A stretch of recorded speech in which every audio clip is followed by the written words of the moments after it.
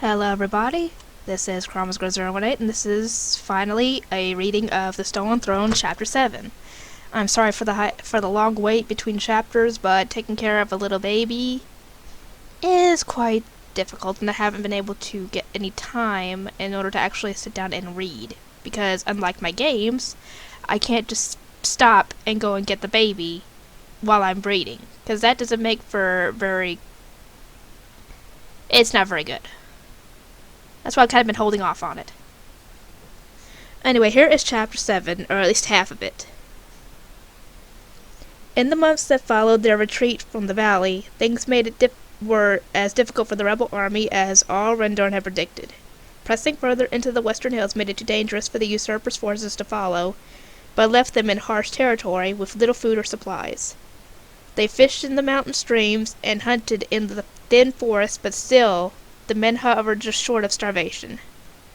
With few proper tents, few blankets, and fewer ways to stay occupied and entertained, they were scattered, restless, and short of nearly everything. Nor were they left alone for those 2 months. Small groups of the king's soldiers made occasional forays into the hills to probe the rebel defenses, a threat that kept the rebels vigilant. Stretched to the point of exhaustion, they found it more and more difficult to maintain a watchful eye. When a small group of enemy soldiers made a right to the command tent and were taken down by guards not 20 feet from where Merrick ate his scant dinner, all Rendor determined that they would no longer afford to stay hidden within the hills. It was Loghain who led the first small groups of archers out under cover of darkness. Elves naturally were better in darkness than men, so he recruited those few that marched with the rebels as runners and camp followers to join his group. Though surprised by their sudden elevation, they quickly stepped up to the challenge. Within weeks they had tacked up an impressive body count, enough that the enemy began to fear the appearance of the night elves in their camps.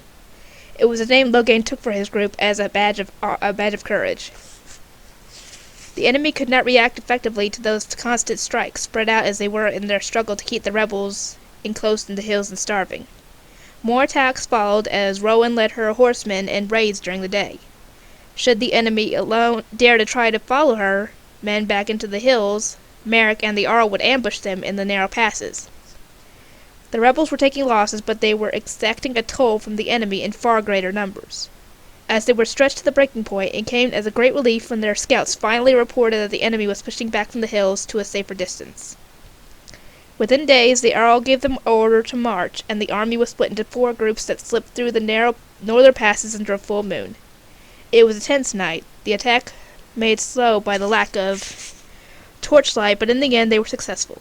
The outlying enemy camps did not detect their movement, and by dawn the army was almost to the southern shores of Great Lake Calenhad.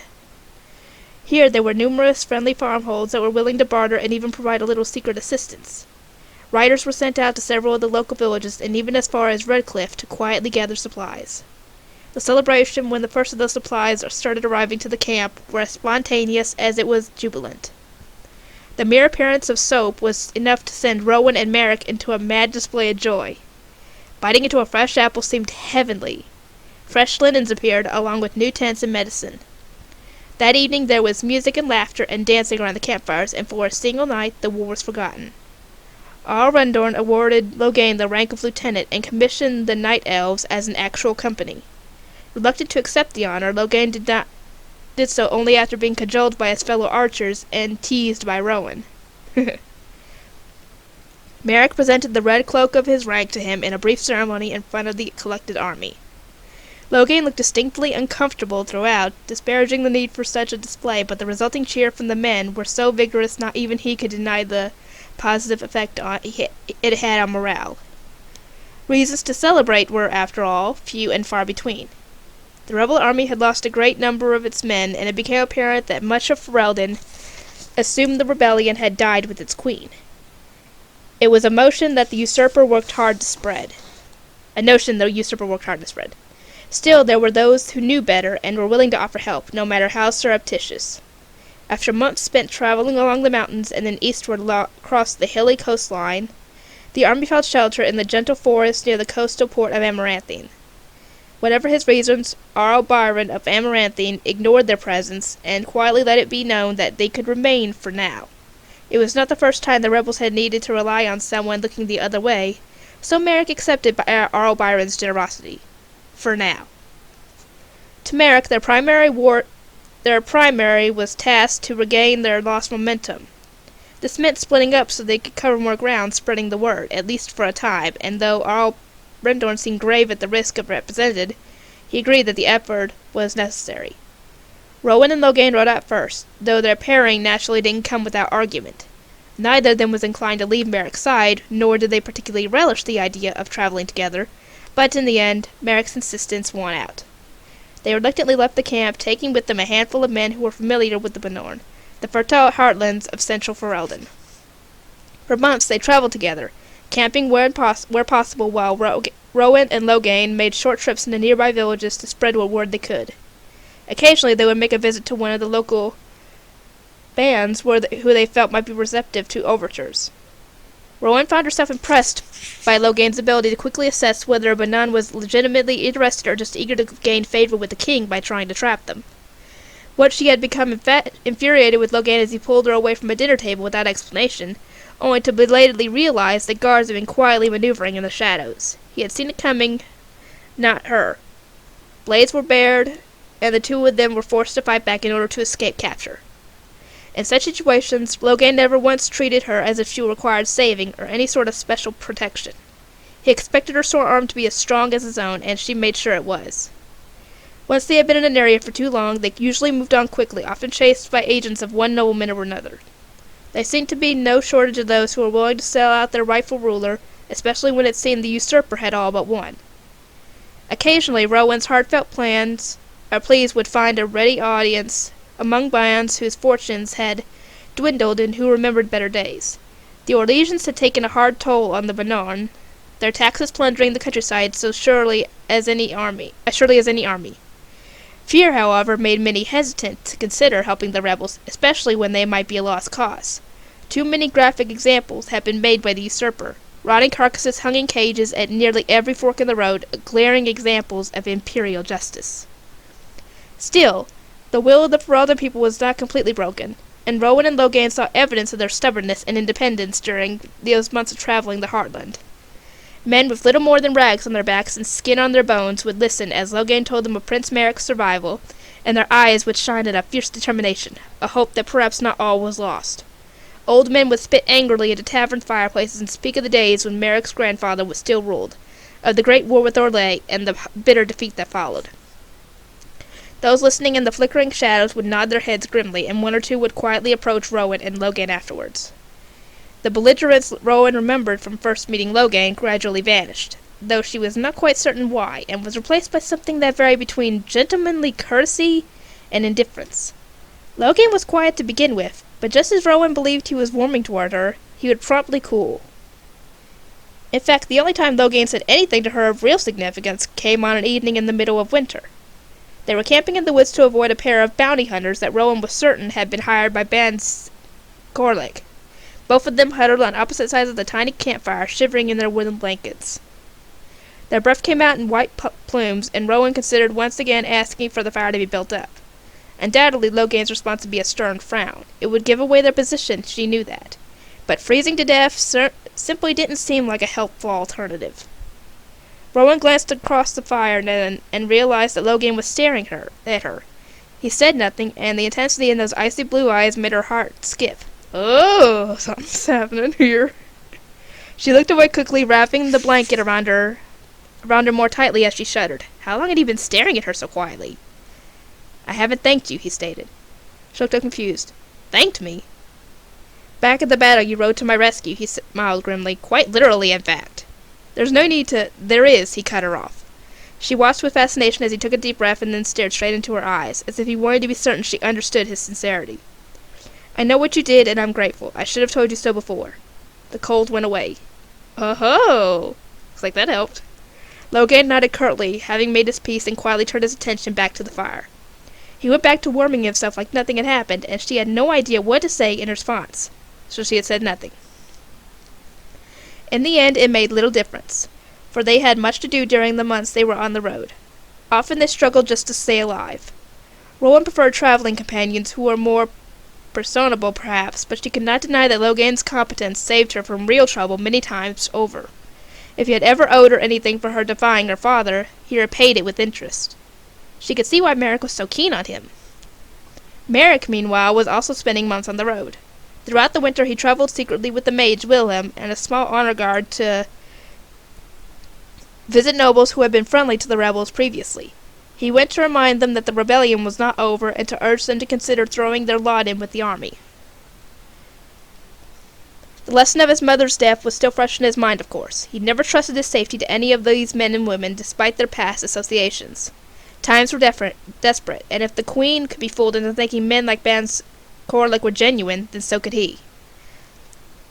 Every meeting was a carefully arranged affair, the ill-tempered mage fretting right up until it took place. On the few occasions that one of the nobles tried to ambush him, the sudden appearance of Wilhelm's stone golem made short work of the attackers. I bet it did.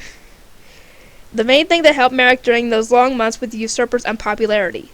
By ruling through fear, Megrin made no secret of his antipathy toward his own subjects. This meant most of those Merrick sought out were at least willing to listen and offer sympathy, even if they were skeptical of actually joining the rebel cause. Joining the cause, after all, meant abandoning one's home. It meant having one's ancestral funds handed over to a Norwegian lord who would bleed them dry, and many of the nobles were reluctant to subject their people to such treatment, which is understandable. No, only the truly desperate and those who without options joined the rebels. What made Merrick optimistic as well as sad was that as the months passed, it became apparent that more and more nobles were being pushed to that extreme. Already Merrick had heard of bands who had been forced off their estates and took what men they could muster and made for the rebel army. King Megrim might have gained an Norwegian ally in whatever lord he handed their land to, but Merrick gained a loyal and determined rebel as a result. Real trouble came in the spring. Once rumor had begun to circulate of a small group of strange travelers with a conspicuous golem moving through the hinterland roads. When usurper's men descended upon them, Merrick was forced to flee for his life. Willem insisted they return to the army, but instead Merrick veered north and made the journey to Kinloch Hold, the ancestral tower that was the home of the Circle of Magi. The spire rose impossibly out of Lake Calenhad, the impressive remains of the old imperial highway still leading out to it, even though boats were still required to actually reach the tower today. The mages were ostensibly neutral in any political conflict, and the first enchanter received Merrick nervously at the tower entrance. He was a tiny man, almost wizened in his advanced age, and he informed Merrick in a tremulous voice that the Grand Cleric was in attendance at the same time.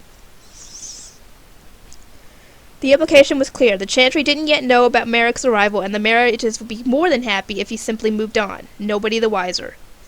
Their concern was understandably enough. The Chantry watched the Circle of Magi closely, and offered them no trust whatsoever. If there was even the suspicion of involvement by the mages with the rebellion, the Chantry's Templars would be unleashed upon them. Very likely even Wilhelm's presence was cause for alarm. Still, Merrick had never met Mother Brannock previously. He knew her only by reputation.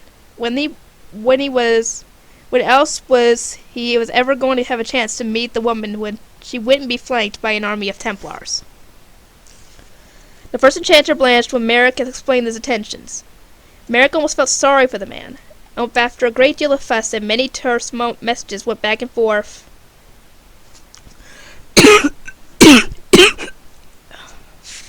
sorry, this is why this isn't recorded very often. And many tense messages sent back and forth to the Grand Cleric's entourage, Merrick was finally ushered alone into the vaulted assembly chamber at the heart of the tower. It was an impressive room, great columns reaching up to a ceiling at 100 feet up, while small glass bulbs dangled and glowed with dim magic to form a star-like array overhead.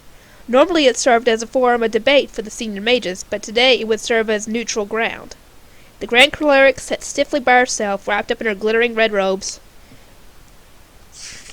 and rhythmically tapped her withered fingers on her chair. As he approached, she eyed him accusingly, but did not deign to acknowledge him otherwise. He was sweating profusely. How very large the chamber was for just the two of them. He felt dwarfed and somehow insignificant. "Prince Merrick," she said with forced politeness as he reached her. He fell to one knee and lowered his head in a show of respect. "Mother Brannock?" Or Brannock, whatever. A tense silence ensued, after which Merrick rose to his feet again. The priest regarded him with interest, not entirely displeased by a display.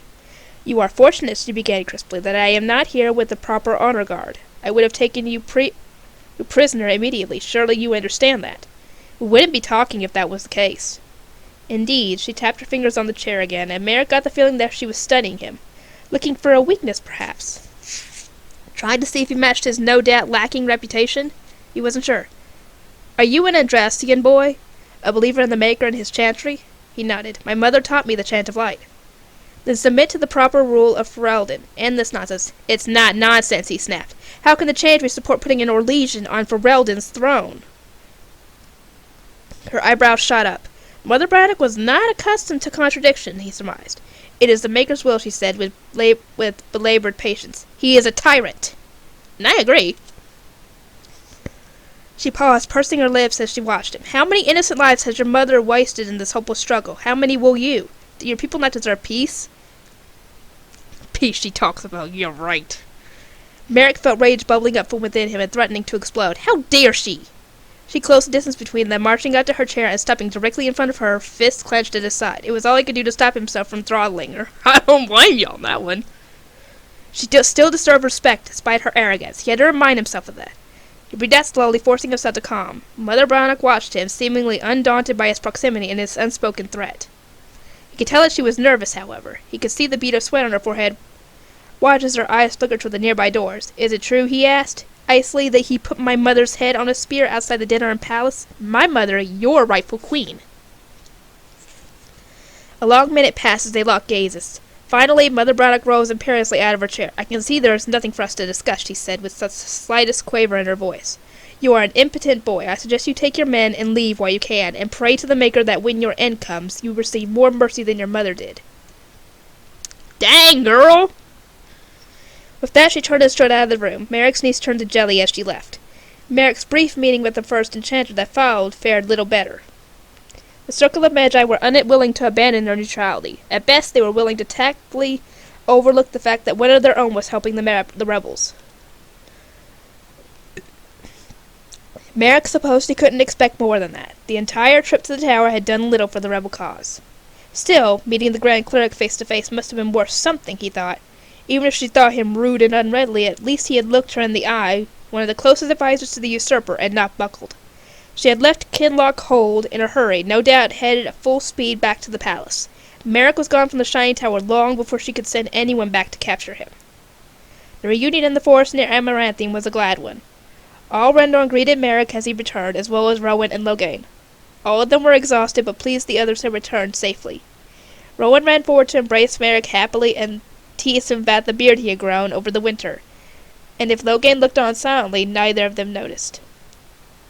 Merrick was eager to hear the stories of the months spent on the Banorn, and that first evening back at the camp he stayed up until the small hours, drinking and extracting one reluctant tale after another out of Loghain. It proved to be the only reprieve they would have for some time. All Rendorn had already been worried that the army's position was becoming too well known. They had remained in one place for longer than they ever had previously. Small bands of recruits had been making their way to the forest over the months, and word had spread, and when a secret messenger arrived from the Earl of Amaranthine to tell them the usurper's forces were on their way, they started packing up quickly. Merrick told Arl Rendorn that he had only one thing to do first. He took Loghain with him and paid a visit to Arl Byron. Loghain suggested that he was foolish to do so, but Merrick didn't care. The young Earl came out of his estate at Amaranthine as they approached, flanked by his guards. He waved amiably to Merrick. "Your Highness," he greeted them. "I have to admit I am a bit surprised to still see you here. Did you not receive my message?" Merrick nodded. "I did, Your Grace. I wanted to thank you for sending it." The man nodded, his expression unreadable. "It was the least I could do." "The very least," Loghain growled emphatically. Merrick shot an angry look at Loghain, who scowled, but otherwise remained unrepentant. "My point," he stated, looking back to Arl Byron, "was that we are grateful for the months you have provided a safe harbor. I hope nothing ill comes to you as a result." He bowed deeply to the Earl, who appeared nonplussed and did little beyond muttering polite niceties as Merrick and Loghain withdrew. Certainly Merrick never expected much of it. If anything, the Earl's confused response forced Merrick to grudgingly agree with Loghain's assessment that they might have simply been better off not making the attempt. So when the rebel army began its march the next day, Merrick was shocked to encounter a force of soldiers wearing amaranthine heraldry just as they left the forest bounds. The soldiers had not come to attack, however. Byron rode to the front of his men and quietly in front of them all bent knee to Merrick. "The usurper can take my land," he said, his voice thick with emotion. "I've sent my wife and children to the north, and brought with me what loyal men I had, and all the supplies I could gather." As he looked up at Merrick, tears welled in his eyes. If my Lord Prince will have me, I will gladly offer my service to the rebellion, and I beg your forgiveness for not having the courage to offer it sooner." Merrick was rendered speechless, and it wasn't until both the Earl's men and his own began cheering that he remembered to accept. Battles followed, first as the rebel army sought to evade the usurper's men as they headed back west into the hills, and then as Earl Rendor decided that they needed to take the offensive. A series of small battles fought mostly in the spring rains set the usurper's unprepared forces into a hasty retreat. A larger force that the enraged Migran had hastily assembled arrived weeks later, but by then the rebel army had already moved out.